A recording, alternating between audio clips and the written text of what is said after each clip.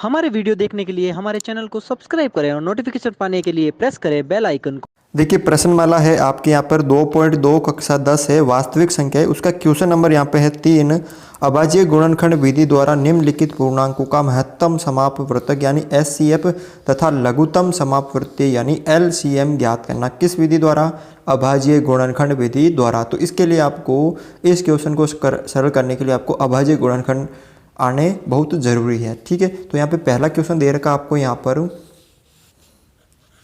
वो है 12, 15 और 21 का आपको क्या करना है?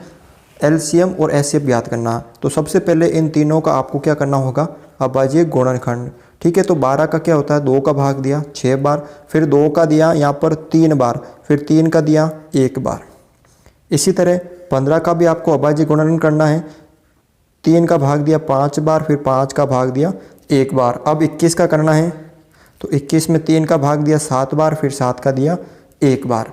अब यहाँ पे हम 12 को क्या लिख सकते हैं? 2 की घात 2 इंटू 3 की घात 1। उसके बाद हम 15 को क्या लिख सकते हैं? 3 की घात 1 इंटू 5 की घात 1। इसी तरह 21 को हम क्या लिख सकते हैं? 3 की घात 1 इंटू 7 की घात 1, क्योंकि 7 एक बार है, 3 एक बार है और 5 एक बार है। ठीक है ना। अब यहाँ पे इनका करना है सबसे पहले आपको एचसीएफ ज्ञात।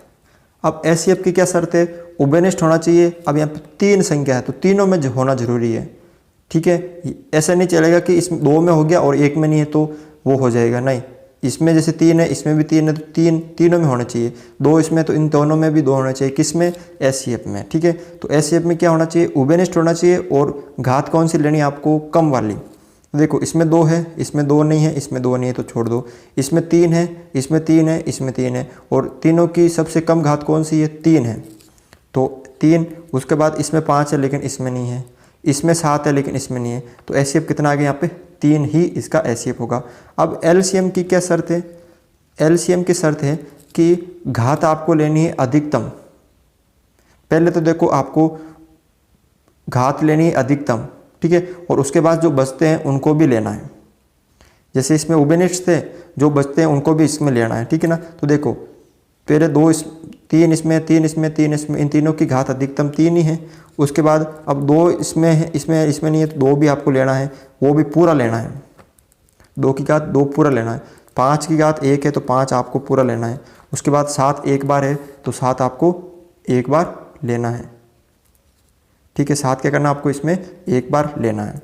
अब देखो 3 इंटू 2 की घात 2 यानी 2 का स्क्वायर 4, फिर 5 इंटू 7, 5 7 35।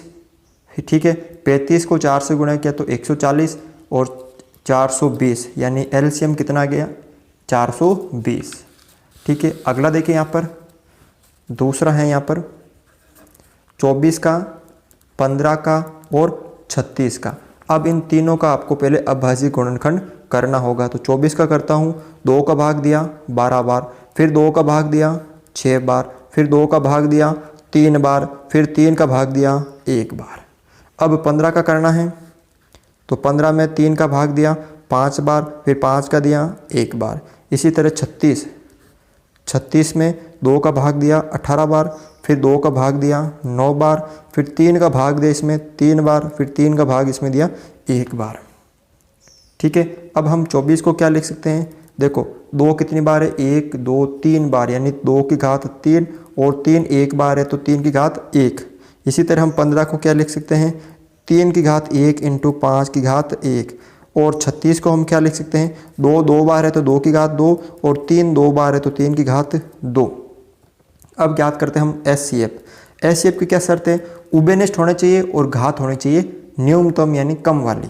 आपको याद रखना है एचसीएफ में घात होनी चाहिए कम और लेना है आपको उभयनिष्ठ। देखो इसमें 2 है, इसमें नहीं है, इसमें नहीं है, छोड़ दो। इसमें 3 है, इसमें 3 है, इसमें 3 है। अब इन तीनों की 3 है यहाँ पे, तो तीनों में होना जरूरी है। इसमें 3 की घात 1, 3 की घात 1, 3 की घात 2, तो न्यूनतम कौन सी है? 3 है। तो यहाँ पर कितना होगा एचसीएफ इसका? 3 की घात 1 यानी 3 होगा। और फिर 5 इसमें नहीं है, 2 इसमें है, लेकिन इसमें नहीं है, तीनों में होना जरूरी है। इसी तरह अब एलसीएम, देखो सबसे पहले जो कॉमन आ रहा है उबेनिस्ट 3 की घात वो, अब एलसीएम में घात अधिकतम लेनी, तो घात कितनी है 3 की घात 2। अब बाकी जो बच रहे हैं वो भी आपको लेना। देखिए अब इसमें क्या बच रहा है, यहाँ पे देखिए आप 2 की घात, ठीक है। अब यहाँ पे देखिए 3 आ गया, अब 2 बार आ रहा है, ठीक है ना। तो इसमें से अधिकतम घात कौन सी है, 3 वाली है ना, तो आपको लेनी है 2 की घात 3। और 5 एक बार आ रहा है तो 5 एक बार। अब इनको करते हैं सरल, 3 इंटू 3 फिर 2 इंटू 2 इंटू 2 इंटू 5, 5 को 2 से गुणा किया तो 10, 10 दूना 20, 20 दूना 40, 40 को 3 से किया तो कितना आ गया यहाँ पे 120, 120 को देखो यहाँ पर 5 को 2 से किया तो 10, 10 को 2 से किया तो 20, 20 को 2 से किया तो 40, अब 40 को 3 से किया तो आ गया आपके 120, फिर 120 को 3 से किया तो 360, यानी एलसीएम एचसीएफ कितना आ गया 3 और एलसीएम आ गया 360। अगला जो है तीसरा क्वेश्चन इसमें वो है आपके 17 का, फिर 23 का, फिर 29 का। तो 17 का सबसे पहले अभाज्य गुणनखंड, 17 का भाग 17 में एक बार ही जाएगा, ठीक है। इसी तरह 23 का करना आपको, तो 23 का भाग 23 में एक बार ही जाएगा। इसी तरह आपको 29 का करना है तो 29 का भाग 29 में एक बार, यानी ये कौन सी संख्या है आपके, ये अभाज्य संख्या है जिसमें स्वयं के अलावा किसी और संख्या से विभाजित नहीं होगी, ठीक है। अब यहाँ पर देखिए हम 17 को क्या लिख सकते हैं 1 इंटू 17, फिर इस 23 को हम क्या लिख सकते हैं 1 इंटू 23, फिर हम 29 को क्या लिख सकते हैं 1 इंटू 29। अब यहाँ पे एचसीएफ का मतलब है कि तीनों में उबेनिष्ठ, ठीक है, और तीनों में जो न्यूनतम घात है तीनों की घात 1 1 है तो उबेनिष्ठ 1 हो गया, यानी इसका एचसीएफ तो कितना आ गया 1। और एलसीएम का मतलब क्या है कि उबेनिष्ठ तो लेना है ये 1 और जो बचे हैं उनको भी लेना, तो 17, 23 और 29, ठीक है, 17, 23 और 29। जब आप इन तीनों को गुणा करोगे तो आपका आएगा 11,339। चौथा क्वेश्चन देखिए यहाँ पे वो है 6 का, 72 का और 120 का। तो सबसे पहले यहाँ पे 6 का करते हैं अभाज्य गुणनखंड, 2 का भाग दिया 3 बार, 3 का दिया 1 बार। इसी तरह 72 का करते हैं, 2 का भाग दिया 36 बार, फिर 2 का दिया 18 बार, फिर 2 का भाग दिया 9 बार, फिर 3 का दिया यहाँ पे 3 बार, फिर 3 का दिया 1 बार। इसी तरह 120 का करना है, तो 2 का भाग दिया 60 बार, फिर 2 का दिया 30 बार, फिर 2 का भाग वापस दिया 15 बार, फिर 2 का नहीं जा रहा है 3 का गया 5 बार, फिर 5 का 1 बार, ठीक है। अब यहाँ पे देखिए 6 को हम क्या लिख सकते हैं 2 इंटू 3, यानी 2 की घात 1 और 3 की घात 1। इसी तरह 72 को हम क्या लिखते हैं 2 कितनी बार है 3 बार है, और 3 कितनी बार है 2 बार है। और 120 को हम क्या लिखते हैं 2 की घात 3 इंटू 3 की घात 1 इंटू 5 की घात 1, ठीक है। अब करते हैं हम इनका एचसीएफ। एचसीएफ की क्या शर्त है, घात होनी चाहिए न्यूनतम, और 2 संख्या हो या 3 संख्या हो उन तीनों में होनी चाहिए कॉमन यानी उबेनिष्ठ। तो देखो 2 इसमें है, इसमें है, इसमें है। अब इनकी घात सबसे कम वाली कौन सी है 1 है, तो 2 की घात 1, फिर इंटू 3 इसमें भी है, इसमें भी है, इसमें भी है, तो 3 की सबसे छोटी घात 3 की घात 1, तो 3 की घात 1 या 2 की घात 1, इसका मतलब 2 इंटू 3 बराबर 6, यानी इन दोनों तीनों का एचसीएफ तो हो गया 6। अब एलसीएम का क्या मतलब है कि तीनों में कॉमन देखो, पहले इसमें भी ये है, इसमें भी। अब इन तीनों में घात लेनी है आपको अधिक, देखो इसमें न्यूनतम थी इसमें अधिकतम, 2 की घात 3, इसमें भी 3 की घात 2, और जो बाकी बच रहे हैं उन सबको लेना है 5 की घात 1, ठीक है। तो 2 की घात 3 यानी 2 इंटू 2 इंटू 2, फिर 3 इंटू 3, फिर 5, 5 दिया 15, 15 थी 45, 45 को 2 से किया तो 90, और 90 को 2 से किया तो 18, 180, 180 को 2 से किया तो 360, यानी यहाँ एलसीएम कितना आ गया 360। अब यहाँ पे देखिए अगला जो है 5 नंबर है, 5 नंबर क्वेश्चन है यहाँ पे 40 का, 36 का और 126 का। 40 का, 36 का, 126 का।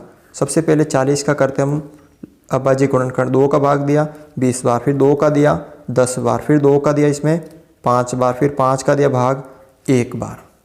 अब यहाँ पर 36 का भी करते हैं, 2 का भाग दिया 18 बार, फिर 2 का भाग दिया 9 बार, फिर 3 का भाग दिया 3 बार और 3 का दिया वापस 1 बार। अब इसी तरह 126, 2 का भाग दिया 6 बार और 3 बार, फिर 2 का नहीं जा रहा, 3 का दिया 2 और 1 21 बार, फिर 3 का दिया 7 बार, फिर 7 का दिया 1 बार। ठीक है ना। तो हम यहाँ पर 40 को क्या लिख सकते हैं, 2 की घात 3 इंटू 5 की घात 1। इसके बाद 2 को हम क्या लिख, मतलब 36 को हम क्या लिख सकते हैं, 2 की घात 2 इंटू 3 की घात 2।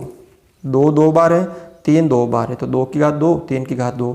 इसी तरह 126 को हम क्या लिख सकते हैं, 2 की घात 1 3 की घात 2 और 7 की घात 1। अब आपको ज्ञात करना क्या, SCF। क्या ज्ञात करना आपको, SCF। अब SCF क्या होता है कि घात लेनी है आपको न्यूनतम और तीनों में होना चाहिए कॉमन। देखो 2 इसमें भी है, इसमें भी है, इसमें भी है, और इन तीनों की जो घात है वो क्या है, न्यूनतम है 1 है, 2 की घात 1, यानी इन दोनों का, तीनों का SCF तो आ गया 2। अब LCM, देखो इन तीनों की में घात सबसे अधिकतम लेनी है LCM में, यानी 2 की घात हो गई 3, 2 की घात 3 इंटू, अब 3 इसमें भी है, इसमें भी, इन दोनों की घात अधिकतम कौन सी है, 3 की घात 2, फिर इंटू 5 बचा, फिर इंटू 7 बचा। 2 की घात 3 यानी 2 3 बार है, फिर 3 2 बार है, फिर 5 1 बार, फिर 7 1 बार।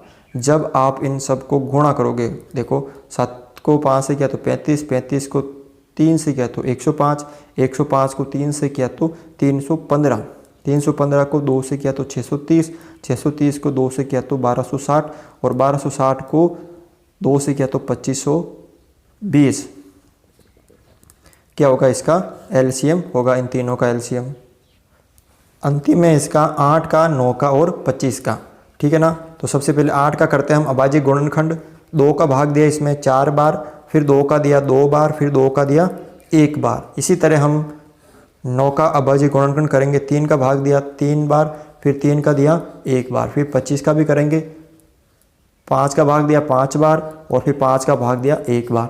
यानी हम 8 को क्या लिख सकते हैं, 8 को हम लिख सकते हैं 2 की घात 3, फिर 9 को हम क्या लिख सकते हैं 3 की घात 2, फिर 25 को क्या लिख सकते हैं हम 5 की घात 2। अब यहाँ पे SCF ज्ञात करना। SCF का मतलब तीनों में कॉमन होना चाहिए। अब इन तीनों को हम 1 इंटू 1 इंटू 1 लिख सकते हैं, तो इन तीनों का SCF नहीं आ रहा है, तो इसका मतलब SCF क्या होगा, 1 होगा। अब LCM में तीनों होने चाहिए 1, फिर बाकी जो बच रहे हैं 2 की घात 3, फिर 3 की घात 2, फिर 5 की घात 2। ठीक है। तो यहाँ पे देखिए 1 इंटू 2 की घात 3 यानी 8, 3 की घात 2 यानी 9, 5 की घात 2 यानी 25। अब देखो 8 नम 72 इंटू 25, 25 दूना 50, असल के 5, 25 सतह 175 और 5 180, यानी कितना आ गया इनका LCM 100, मतलब 1800। तो इस तरह से आप इक्वेशन सरल कर सकते हो। अगर हमारे वीडियो आपको अच्छा लगा तो इसे लाइक करें, शेयर करें और हमारे चैनल को सब्सक्राइब करें।